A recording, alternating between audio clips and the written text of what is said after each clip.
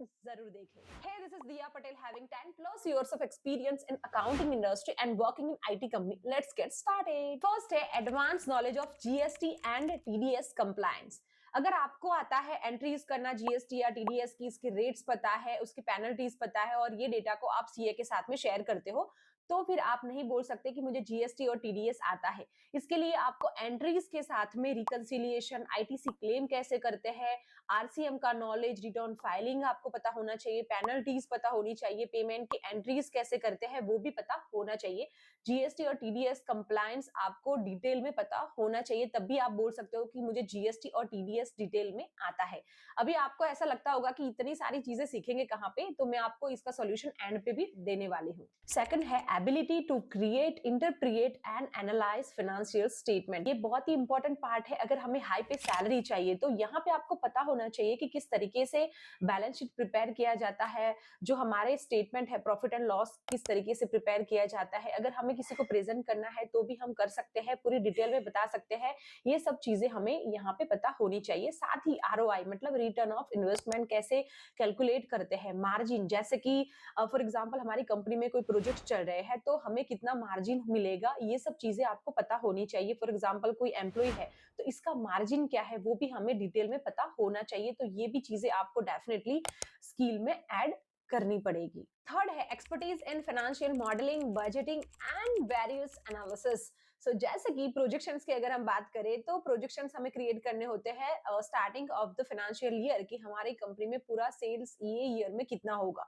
साथ ही दूसरा बजट है, जैसे कि बजटिंग भी आपको पता होना चाहिए। तो बजट में हर एक डिपार्टमेंट में कुछ बजट डिसाइड होता है कि ये डिपार्टमेंट को हम ये साल में इतना बजट अलोकेट करेंगे, उसके हिसाब से जो भी एक्सपेंस होगा वो एक्चुअल और बजट के साथ में उसको कंपेयर करना होता है। तो ये सब चीजें भी आपको पता होनी चाहिए। साथ ही फोरकास्टिंग एनालिसिस, जैसे कि हमारा लास्ट 3 ईयर का डेटा है उससे हम कंपेयर करेंगे कि हमारा ये साल किस हिसाब से जाएगा, कितना परसेंट हमारा सेल्स इंक्रीज होगा, ये सभी चीजें हम एनालाइज कर सकते हैं। साथ ही बहुत सारे अलग अलग टाइप के रिपोर्ट्स जनरेट करके मैनेजमेंट को हम डिसीजन मेकिंग में हेल्प कर सकते हैं। तो ये सभी चीजें डेफिनेटली पता होनी चाहिए। फोर्थ है advance skill in MS Excel.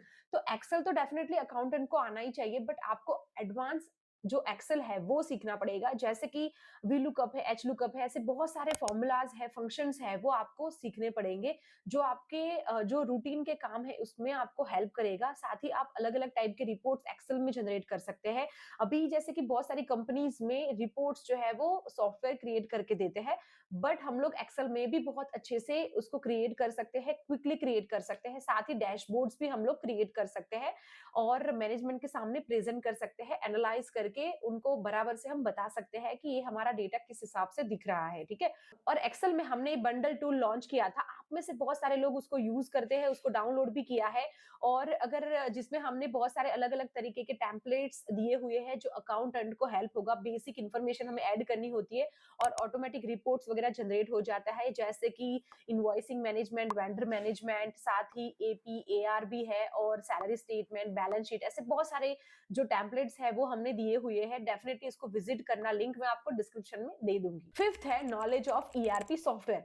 ERP का मतलब है कि कोई भी अकाउंटिंग सॉफ्टवेयर आपको पता होना चाहिए, जैसे कि टैली है, एसएपी है, ऐसे कोई भी सॉफ्टवेयर आपको पता होने चाहिए। कोई भी एक आप डेफिनेटली सीख सकते हो। अगर आप बिगिनर हो तो डेफिनेटली आप टैली सीख सकते हो। और कोई भी सॉफ्टवेयर में आपको क्या क्या सीखना है, उसमें आप जीएसटी कैसे कंप्लायंस कर सकते हो, साथ ही टीडीएस, इनवॉइस मैनेजमेंट हो गया, पेरोल है, ये सब चीजें अगर कोई सॉफ्टवेयर में अगर हमें करनी है, फॉर एग्जांपल टैली में करना है, तो आप किस तरीके से करेंगे, ये सब चीजें आपको कोई भी सॉफ्टवेयर में पता होनी चाहिए।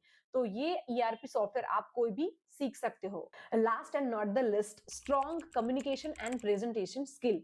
सो यहाँ पे अगर मैं कम्युनिकेशन की बात करूं तो इंग्लिश तो डेफिनेटली आपको आना चाहिए, बट अगर इंग्लिश नहीं भी आता है तो आप आपकी जो लैंग्वेज है उसमें आप अगर कोई नॉन फाइनेंस पर्सन को कुछ क्वेरी जो फाइनेंस के रिलेटेड है उसको समझा रहे हो, तो टू द पॉइंट आप उसको डिटेल में बता सको, वो सब चीजें आपको पता होनी चाहिए। ये कम्युनिकेशन स्किल का एक पार्ट ही है।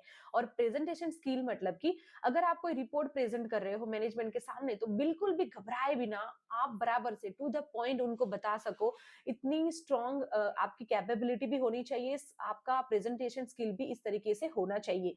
सो ये चीजें डेफिनेटली आपको सीखनी पड़ेगी। जैसे जैसे हम हमारे कॉर्पोरेट वर्ल्ड में जाते हैं तो ये सब चीजें बहुत ही इंपॉर्टेंट रहती है। सो ये डेफिनेटली आप सीखिएगा। अब बात करते हैं कि इतनी सारी चीजें मैंने आपको बताई है जो स्किल इंप्रूव करने के लिए, वो आपको सीखना कहाँ पे है, कैसे सीख सकते हैं, ठीक है। सब